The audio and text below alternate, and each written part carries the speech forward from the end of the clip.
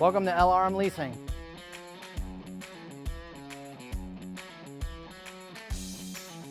So after an oil change, the truck seems to be losing prime, and I've gotten phone calls what you guys should be doing.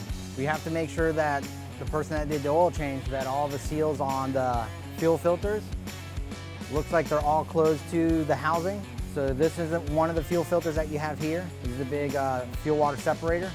And then this truck is equipped with a 2 fuel filter system, and you got to make sure that the cap is completely down to the base of it.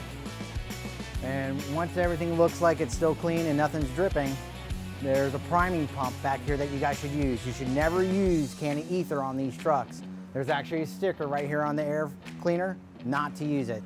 So what you're going to do is you're going to literally unscrew the priming pump on this 2 filter housing right here. Once you unscrew it, it's a plunger style. Once you go up and down, you'll feel like it's real loose until you keep priming until it's nice and hard.